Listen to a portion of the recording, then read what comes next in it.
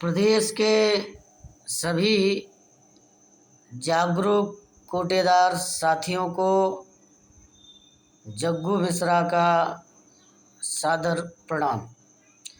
साथियों, आज मैंने ग्रुप पर एक कमेंट लिखा था कि देश को आज़ादी दिलाने में हमारे राष्ट्रपिता महात्मा गांधी जी का विशेष योगदान रहा है। महात्मा गांधी ने इस मिशन को प्रारंभ किया। आज़ादी की लड़ाई तो बहुत से क्रांतिकारियों साथियों ने लड़ी और अपना बलिदान भी दिया, लेकिन एक मिशन को लेकर महात्मा गांधी जी चले। आज़ादी के लिए बहुत से क्रांतिकारियों ने कई ग्रुपों में इस आज़ादी की लड़ाई को लड़ा। महात्मा गांधी ने अपनी लड़ाई को सादगी के साथ लड़ा। इन्होंने कभी हथियार से लड़ाई नहीं लड़ी और बहुत से क्रांतिकारियों ने हथियार से लड़ाई लड़ी। तो साथियों, अपना भी एक ऐसा ही मिशन है। हमको एक ही मांग पर अब संघर्ष करना है और वो भी है कमीशन बढ़ोतरी। सभी को विदित है और सभी को मालूम है कि जो हमारे पड़ोसी राज्य हैं, दिल्ली है, 200 रुपये प्रति कुंटल वहाँ के कोटेदारों को कमीशन प्राप्त हो रहा है। झारखंड है, हरियाणा है, अभी राजस्थान में वहाँ के कोटेदारों ने एक संयुक्त समिति को बनाकर इस लड़ाई को लड़ा, संघर्ष किया। वहाँ की सरकार ने कोटेदारों के सामने उनकी कमीशन बढ़ोतरी और अन्य मांगों के लिए एक वहाँ पर समिति का गठन किया।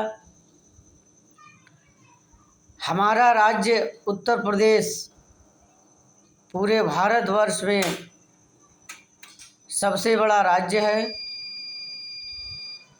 यहाँ पर 80,000 के करीब कोटेदार बंधु हैं। साथियों, मैंने कहा था कि सभी लोग मिलकर प्रयास करो।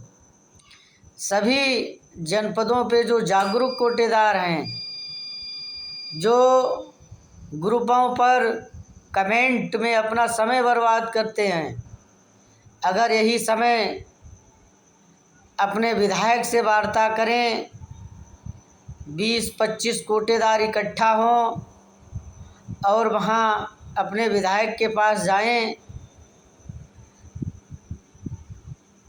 विधायक से इस महंगाई के दौर में दुकान कैसे चला रहे हैं आप, इसको बताएं कि एक तौलने वाला जो हम लोग रखते हैं उसको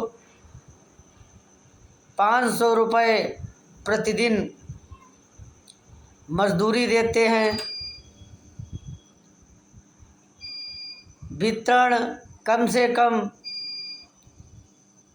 10 दिन में समाप्त होता है।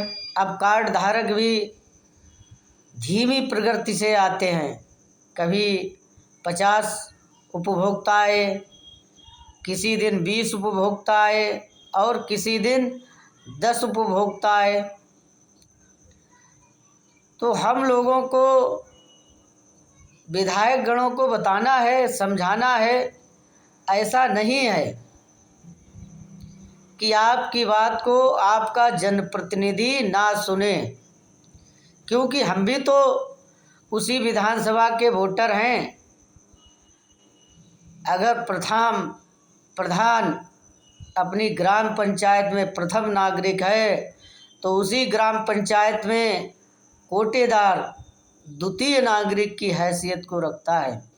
और ऐसा प्रदेश में कोई कोटेदार नहीं है जिसके पास 100-200 वोट ना हो, 100-200 वोट उसकी बात को ना माने। लेकिन इसके लिए हमको संघर्ष करना पड़ेगा और जाना भी पड़ेगा। विधायक जी से पत्र भी मुख्यमंत्री को लिखाना पड़ेगा और विधायक जी से अनुरोध भी करना पड़ेगा कि जब विधानसभा का सत्र चले तो जो आप वहाँ पर सड़कों की मांग रखते हैं, अस्पतालों की मांग रखते हैं, तो कोटेदारों की भी मांग को रखने का कार्य विधानसभा में महोदय जी करें।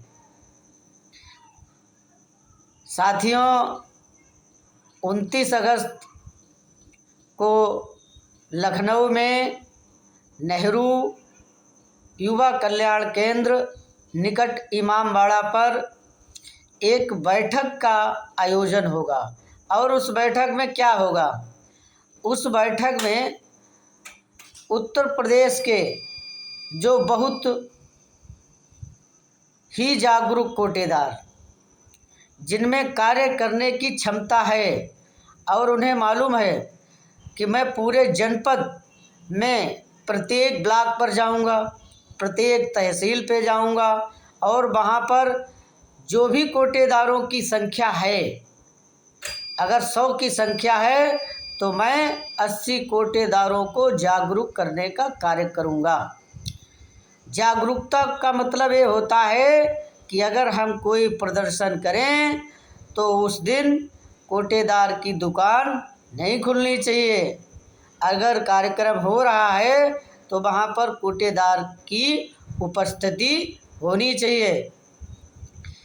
क्यों? बल जब ही मिलेगा आपको जब आपके साथ हजारों की संख्या में कोटेदार आपके साथ होंगे।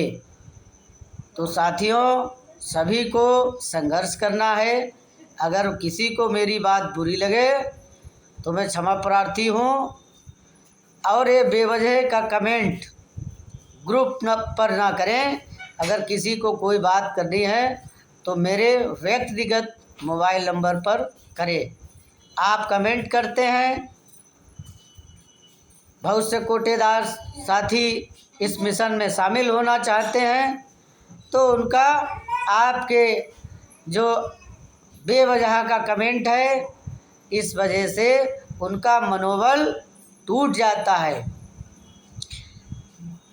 उत्तर प्रदेश आदर्श कोटेदार संघ के प्रदेश अध्यक्ष जी ने खुला समर्थन दिया है और कोटेदारों की हकों की लड़ाई के लिए वो हर स्तर पर कोटेदारों के साथ हैं। अन्य संगठन उत्तर प्रदेश सस्ता गल्ला विक्रेता परिषद, all India fair price shop dealer federation से भी हमने अनुरोध किया है। आप भी अनुरोध करिए कि एक संयुक्त समिति राजस्थान की भांति अगर उत्तर प्रदेश में बन जाए तो सभी लोग मिलकर संघर्ष करो। लेकिन अनर्गल बयानबाजी कमेंट ग्रुप पर ना करें। अगर मैं किसी को ग्रुप से हटाता हूँ या किसी का कमेंट डिलीट करता हूँ तो उसको भी खराब लगता है और मुझे भी खराब लगता है कि आपकी वजह से दूसरा व्यक्ति का मनोबल टूट रहा है। साथियों, जय हिंद, जय भारत, कोटेदार एकता जिंदाबाद।